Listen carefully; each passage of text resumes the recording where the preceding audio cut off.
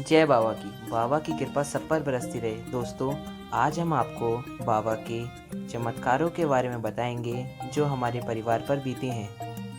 और इस वीडियो में यह भी बताया जाएगा कि बाबा पर आंख बंद करके भरोसा करना चाहिए। अगर हम बाबा पर आंख बंद करके भरोसा करेंगे तो हमारी सारी मुसीबत और सारी तकलीफ़ें बाबा हर लेंगे। जय बाबा की। कृपया इस वीडियो को देखें और सब्सक्राइब करें, शेयर करें। जय बाबा की। ओम नमो भगवते वासुदेवा। जय बाबा नीम करौली महाराज सदा सहाय। मैं सतीश शर्मा बुलंदशहर बाबा नीम करौली महाराज से जुड़ने का सौभाग्य 1972 में हुआ। उनकी असीम कृपा से मेरे परिवार में अनुभूति का अनुभव होने लगा। मैं बैंक में अस्थायी पद पर मुरादाबाद में लगा हुआ था। मई 1974 में मुझे स्थायी पद प्राप्त हुआ। ये सब बाबा की कृपा है। मेरी पत्नी कम पढ़ी लिखी थी, उसकी इच्छा हुई। उन्होंने बाबा से कहा, बाबा मेरी पढ़ाई पूरी कराओ। तो उन्होंने हाई स्कूल, इंटर, बीए पास किया और उनकी बड़ी अनुकंपा बाबा की बनी रही। मेरी पुत्री 1972 में जन्म हुआ। उसके उपरांत मेरे पुत्र का एबॉर्शन हो गया 7 महीने का, तो बड़ी दुखी हुई।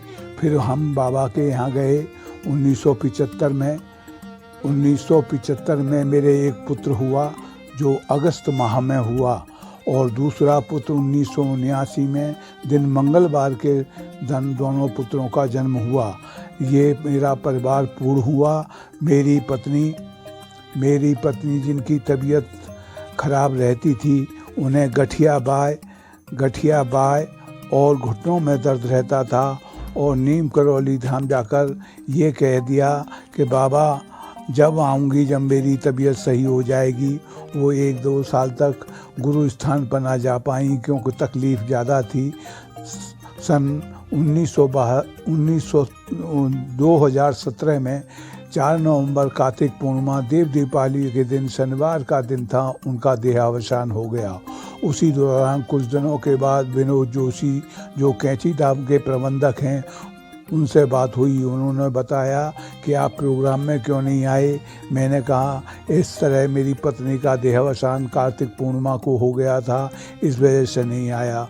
वह बोले, भाई ये तो बड़े सौभाग्य की बात है कि कार्तिक पूर्णिमा देव दीपावली का दिन बड़े ऊंचे कर्म वालों को मिलता है। भाभी बहुत भक्तिपूर्वक थी, बाबा की असीम कृपा थी।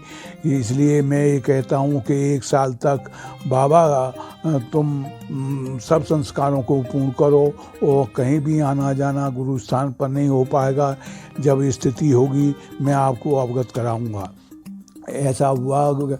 माँ सिद्धि माँ के 1 वर्ष पूर्ण होने के उपरांत कैंची धाम में मूर्ति स्थापना की प्रोग्राम था। तो उन्होंने कहा कि आप आइए, अब तो आप आ सकते हैं, आपको कोई परेशानी नहीं है, सब काम पूरे हो गए हैं।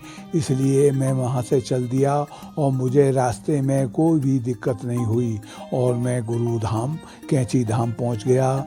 प्रबंधक महोदय विनोद जोशी ने से मेरी मुलाकात हुई। उन्होंने रहने और ठहरने की व्यवस्था पूरी करी। समझे साहब, मैं अपना आराम से रुका, सब प्रोग्राम देखे। दूसरे दिन मूर्ति स्थापना हुई, उसका भी पूरा आनंद प्राप्त हुआ। बाबा की कृपा से भंडारा ग्रहण करने के उपरांत मेरी इच्छा घर जाने की हुई। तो जोशी जी बोले, भाई मैं शर्मा जी चल दिए क्या? बोले रुको, कल का प्रोग्राम और है। मैं कहा साहब अगर आप कहो तो रुकूं, वैसे तो सब काम हो ही गए। तो उन्होंने मुझे अपने हाथ से एक मिठाई का डिब्बा दिया और कहा कि भाई आते रहो, कोई दिक्कत नहीं होगी, समझे, मैं हूँ और न गुरु स्थान पर कहीं भी आपको तकलीफ़ होगी। ऐसे ही कुछ समय के उपरांत मेरे छोटे पुत्र विकास शर्मा और उसके पुत्र अक्षय को तबीयत खराब हो गई। मेरे बच्चे को ऐसी तबीयत खराब हुई कि साल भर तक कोई भी उसका ट्रीटमेंट कायदे से नहीं मिल पाया।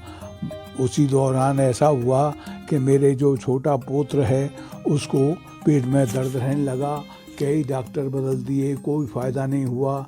तो एक शख्स ने मुझे बताया कि आप अपने देव देवताओं को भूले हुए हो। तो ऐसा तो कुछ नहीं था, लेकिन मैंने अपने पुत्र विनायक शर्मा के संग स्कूटर पर बैठकर मैं बैंक गया और वृंदावन धाम के अकाउंट में मैंने कुछ धनराशि बाबा के चरणों में समर्पित की। उसके उपरांत मेरे पुत्र और पुत्र को बहुत फ़ायदा होने लगा, दवाई सूट करने लगी और मेरा छोटा वाला पुत्र जो अब पेट की दर्द से पीड़ित था ठीक है। और मेरे पुत्र को जो डिसबैलेंसिंग की शिकायत हो गई थी वो पूरी तरह कंट्रोल में है, दवाई चल रही हैं, लेकिन सब ये बाबा की ही कृपा है। ऐसा होना मैं तो अपना सौभाग्य और बाबा की कृपा ही समझूंगा। ऐसा हुआ कुछ दिनों के बाद ऐसा हुआ कि मेरी कुछ तबीयत ढीली रहने लगी, क्योंकि मैं सन 1949 का मेरा जन्म है, सितंबर माह का। तो मैं 72-73 साल की उम्र में चल रहा हूँ। तो मैं गुरु स्थान एक आध दिन दफ़े ना जा सका, तो मुझे याद आई। तो सपने में गुरु महाराज के दर्शन हुए। उसकी कहानी आपको सुनाता हूँ।